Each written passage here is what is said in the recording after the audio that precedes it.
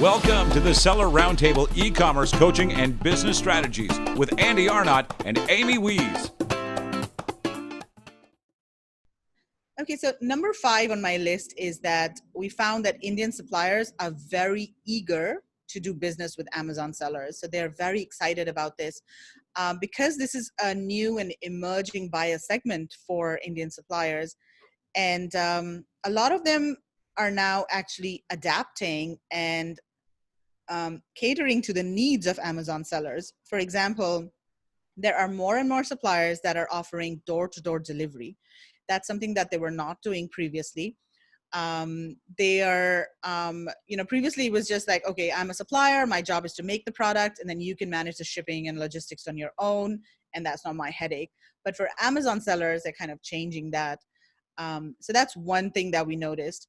And then there are other things like, when we were at the fair, we actually did a presentation to about 50 exhibitors from the show. This is something that the show organizers had requested us to do because we were a large group of Amazon sellers, and this is a new, buyer segment for them. So we talked to them about the needs of Amazon sellers and how they can help us, source better products.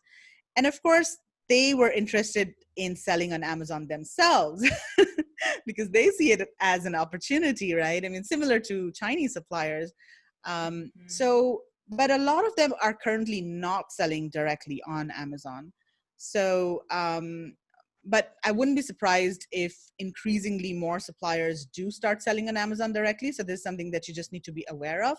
And in fact, Amazon themselves are encouraging manufacturers to sell directly on Amazon. Yeah. I didn't meet anyone from Amazon at the show, but someone was telling me later that there were Amazon representatives at the show, and they were talking to exhibitors, and they were explaining to them how to sell directly on Amazon. Yeah, and we saw that in China too, that actual Amazon reps coming out there and explaining how to get manufacturers to sell direct. And it makes sense because, Amazon is trying to help the prices come down and all of that. And I've been receiving more messages lately from manufacturers in India saying like, can you help me with Amazon stuff? And just in some of my groups and stuff. So that's really been interesting. And, so I think it's something to, like you said, it's something to be aware of. I think it's something, as well that the Western sellers will usually always have a leg up because they know the market, they can connect with the customer a little bit better than someone who is not aware of the culture and the market. Just like we Americans, if we go over to India and we try to start selling something in India, we have some things to learn, if we try to list some stuff in Europe, we had Jenna Krekik on our show the other day, and she was talking about listing optimization for European countries. And she said, if you write a listing for Germany, you don't want to put out there like that your product is the best thing since sliced bread, because the Germans will see that as they like to decide themselves, and they won't buy your product if you brag about it. So that's the thing, is it's important to be aware, as Megla mentioned, but it's also important to remember that you do have strength in your own market. And if you know how to sell to your own market, you can sell ice to an Eskimo successfully.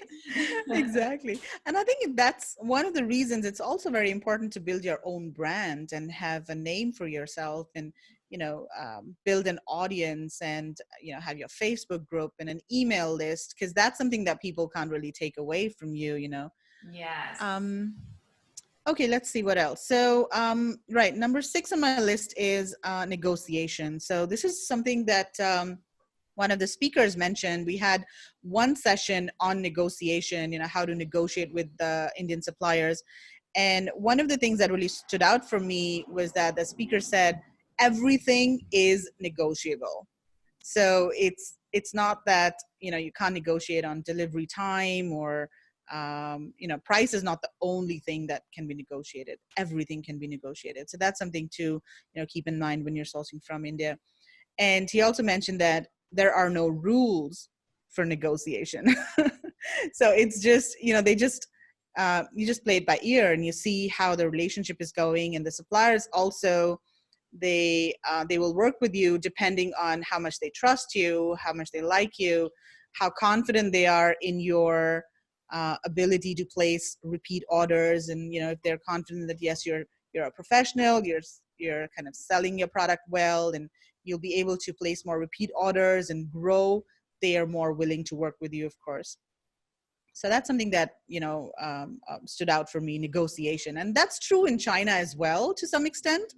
Everything is negotiable, especially as you're scaling and you've developed a relationship, but it's even more important in India. That's really good to know. And another reason why, if you're going to go to India, that you should go with Megla. Yes.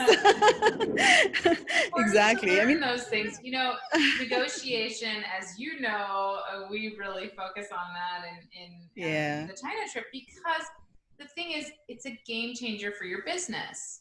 If you understand how to negotiate and you understand how the cultural negotiation works there, wherever you're sourcing from, that's the difference between sometimes tens of thousands of dollars for one order. So it's really important. And what does that mean for your business? If you can save $20,000 on one order and you're just starting sourcing from India, well, wow, what will that do for your business? What will that do for your profitability? So really important that the India sourcing trip is addressing that. And it's so important for every business to address that before thinking about sourcing from any country. So that's wonderful. Absolutely. And then there was this one instant where one of the attendees was, she went to an exhibitor and, he quoted her a price and she thought it was a bit high.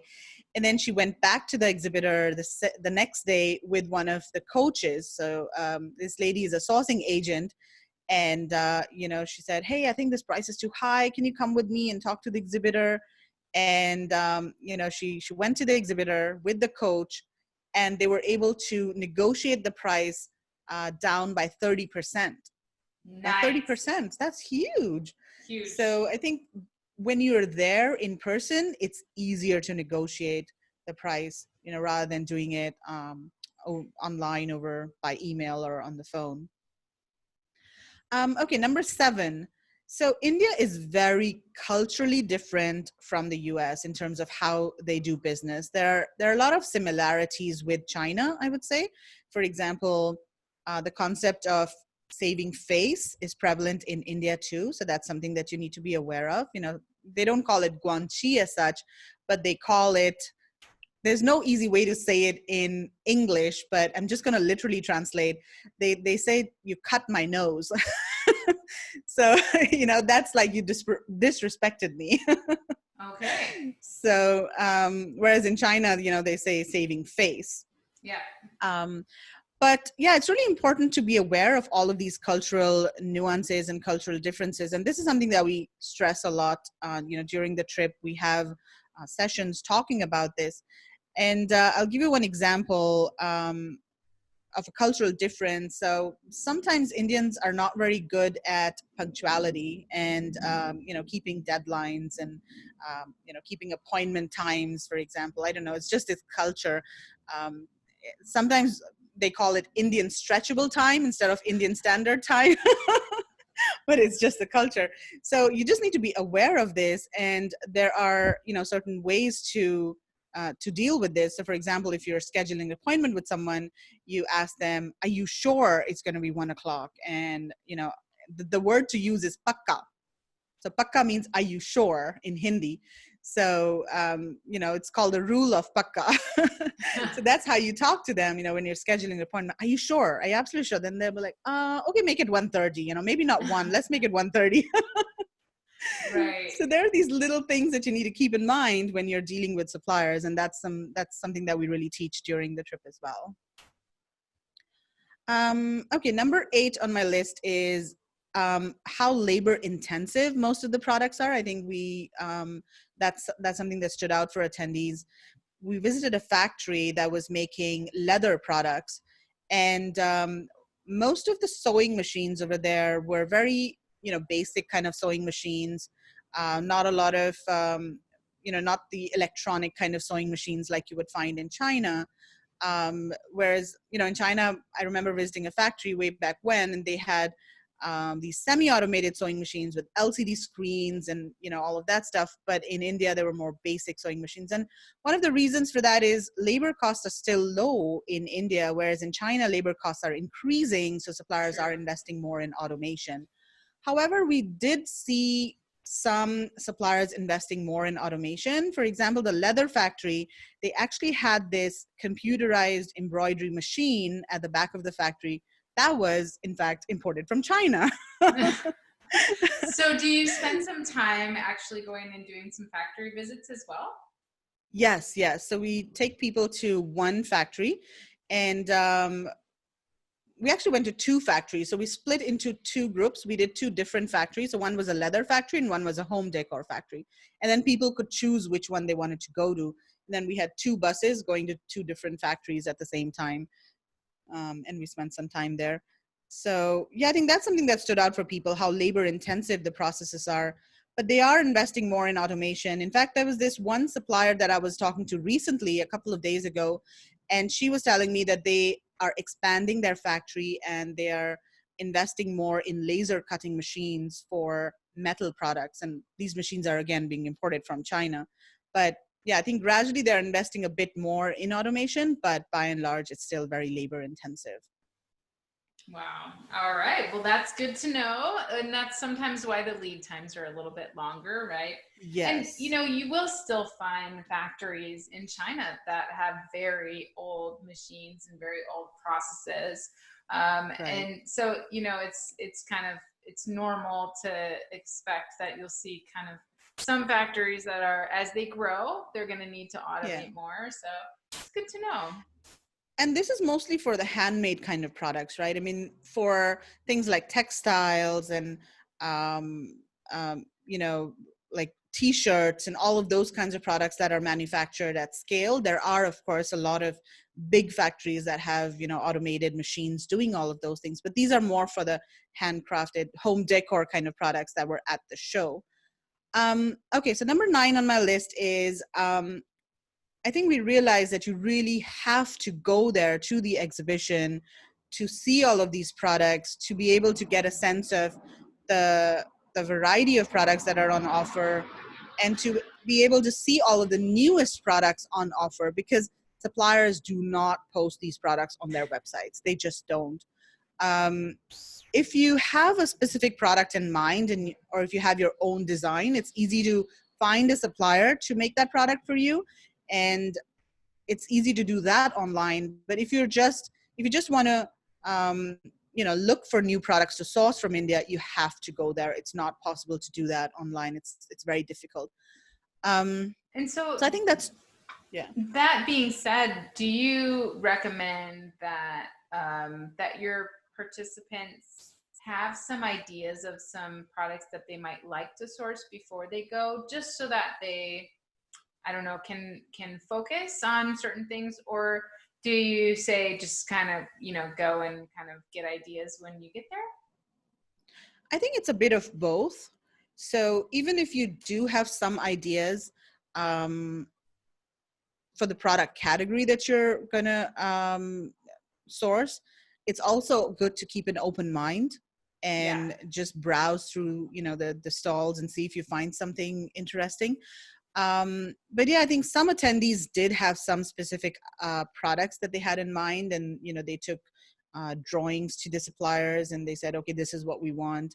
Some attendees also did factory tours, and they exactly knew what products they wanted. They spoke to sourcing agents before the trip, scheduled factory tours, and they went on their own to talk to the suppliers, and they've actually finalized orders while they were there. So I think it really depends on where you are at your business and if you have a product in mind or not.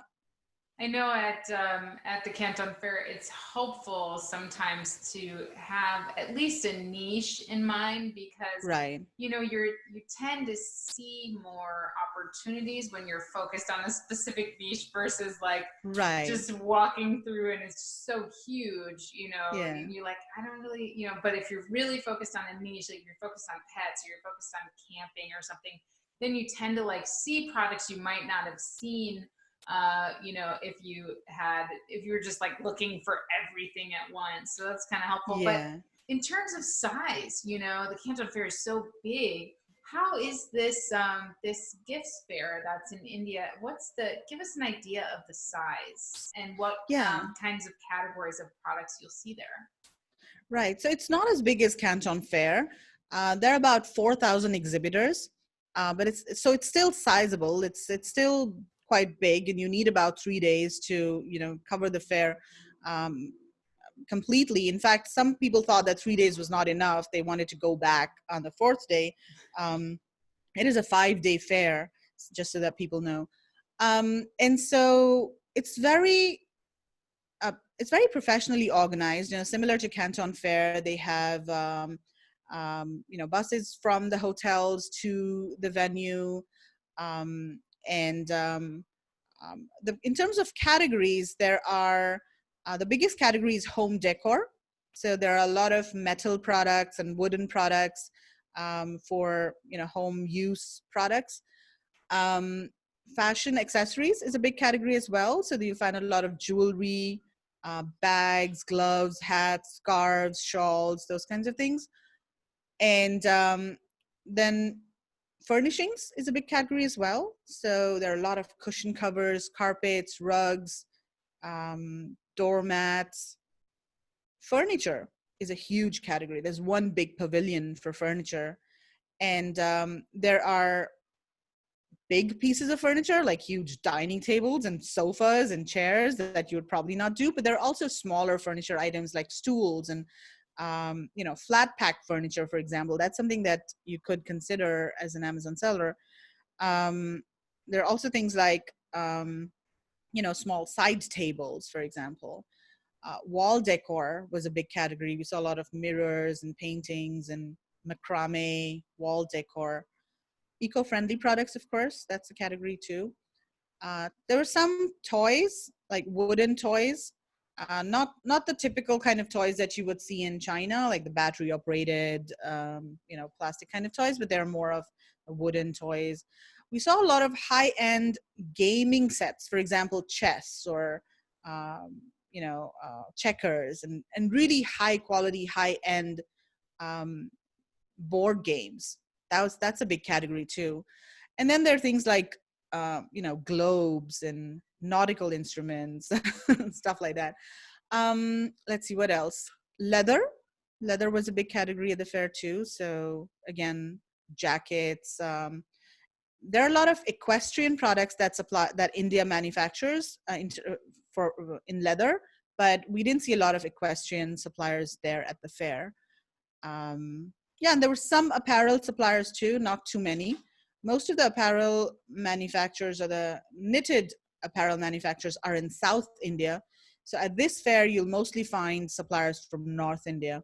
Um, and North India mostly has woven garments, like the woven cotton woven garments. Very cool. It's good to get an idea of the fair and the sizing and the different things that you might see there. Do you have one more takeaway for us? Yes. So the last takeaway for everyone was that Amazon India is a huge opportunity. It is absolutely huge, and is growing at a very fast rate. So if you're a global seller, if you're already selling on Amazon US, Australia, Europe, wherever, if you have your own product, your own brand, you should definitely consider selling on Amazon India. Just to give you an example or an idea of the scale, one of the most important festivals in India is called Diwali, and that's usually in October or November. And this year, there was this 1 week festival that was held in India. It's called the Great Indian Sale, where all of the online marketplaces, they basically have a lot of sales and all. It's something like Black Friday, you could say. And the total volume of sales that was done during that, I think it's a 6 day sale, was about $3 billion. And that's pretty sizable, right? And there are two main marketplaces in India. One is Amazon and one is Flipkart. Flipkart, in fact, is owned by Walmart. So it's basically these two giants, Amazon and Walmart, that are fighting out in India. And they currently have about 90% of the market share, for online sales. So Flipkart has about 60% and Amazon about 30%. So this is a huge opportunity for overseas sellers. However, it's not easy to sell on Amazon India if you're an outsider or a foreigner. You need to have your own company set up in India in order to set up an Amazon account. And setting up your own company in India is not a very straightforward process. There are a lot of loopholes, and there are a lot of hoops that you have to run through, and there are a lot of regulations and processes, and it's a complicated process. It can take about 2 to 3 months to set up a company. And but once you get through all of that, there is huge opportunity. The market is, of course, a bit different because it's price sensitive, so you have to keep that in mind. However, there is demand for niche, high-end kind of products as well. Imported products, for example, especially in areas like cosmetics or skincare products. There is a lot of demand for high-end cosmetics imported from, say, Australia or the US. So that's something to consider as well. If you are into cosmetics and if you do have your own brand, then definitely consider selling on India. If anyone is interested in setting up an account, I do know someone who helps with setting up a company in India in order to sell on Amazon. So, they could reach out to me and I can give them the contact details of this company. Okay, that's awesome. Yeah, I can see where some higher end niches might be very popular. During my MBA program, we wrote an expansion plan for Toyota.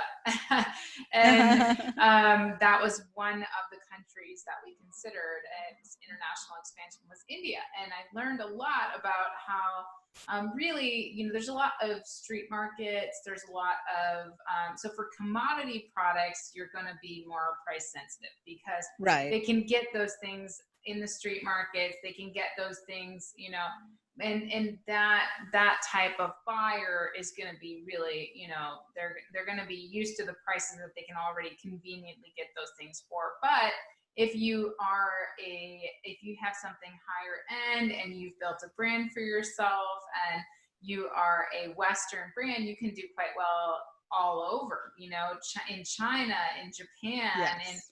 and those things are in super high demand. And, Apple is an example. They do very well in India. Despite the fact that Apple is, very expensive devices and computers. Their India sales, despite the market overall, if you study the market, it's very low as far as like price point and what people are buying, but Apple's killing it in India. So so that's something it's really great that you have that for them to consider. And so that you gave those wonderful examples of people that might find a really nice advantage. And in the US market on Amazon, some people that are selling the higher end stuff are really struggling right now.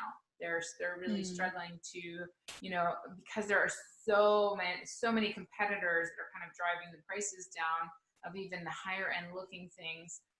So that's a really great opportunity for people to pivot and maybe be able to get the margins that they're looking for. So awesome. So Megla, you are running a special early bird price for your trip. Tell us a little bit about that and tell us when we have to take advantage of that.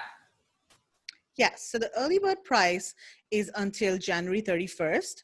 So if you sign up before January 31st, you can save $500 on the trip. So I've got about a month and a half. And there are two options available if you want to sign up for the trip. So first of all, this is an all-inclusive trip. It includes the hotel as well. and it includes all transportation, the food, everything is included in the price that you pay. So all you need to do is arrive at Delhi airport on a certain day, and we'll have somebody to pick you up at the airport. And as soon as you step out of the airport, everything is taken care of for you. So there are two options available. One is you can take up a single occupancy in the hotel room.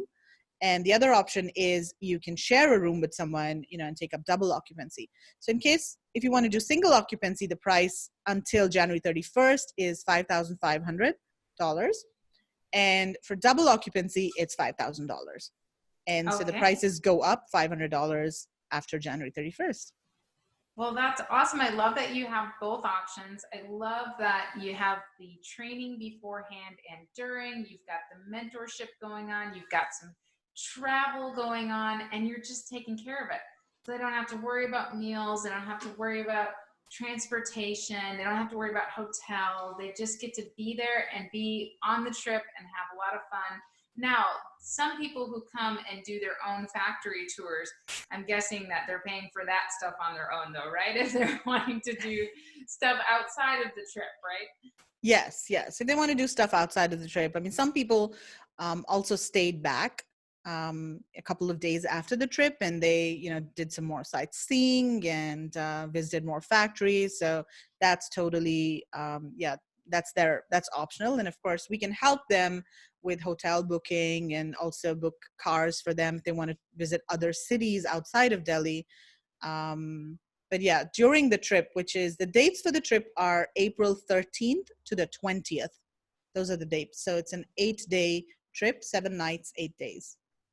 Okay, 13th through the 20th. So you're just starting before phase 2 of the Canton phase Fair. 2. So I can just roll through India on my way. Is that what you're telling me? Yes, absolutely. In fact, some people did that the last time. So they started with India, and then they went to Canton Fair phase 2, and then they came back to Hong Kong for Global Sources phase 3, which is the lifestyle and fashion show. I love it. Yeah, that's fun. See, you guys, we could do a world tour. We could do it. Yeah. Let's do it. Awesome. So everybody, you heard it here first. You got to go to indiasourcingtrip.com. You need to book your trip before my birthday, which is January 31st, so that you can save $500, and then you can send me a nice birthday gift. So, that's my challenge for you. It would be really great. I'm sure, I saw all of your after the trip, everybody who went said they had a wonderful time and they learned so much, and it was just a great experience. So check out India, you guys. There's no better way to do it. We're doing this thing. We're doing this Amazon thing. We may as well go to India and, and source some stuff. So it'll be fun. Well, thank you so much, Megla, for teaching us about India and for offering us this amazing discount. And I hope to A, see you in India, and B, I hope you see some of our Seller Roundtable listeners there too. Thank you again. That would be awesome. Yeah, thank you so much, Amy, for having me. And yeah, it would be great if you could join us in India, maybe in April or October. We do this twice a year. That'd be awesome. All right, everybody. Well, we will see you in India. Thanks for tuning in. Join us every Tuesday at 1 p.m. Pacific Standard Time for live Q&A and bonus content after the recording at sellerroundtable.com. Sponsored by the ultimate software tool for Amazon sales and growth, sellerseo.com and amazingathome.com.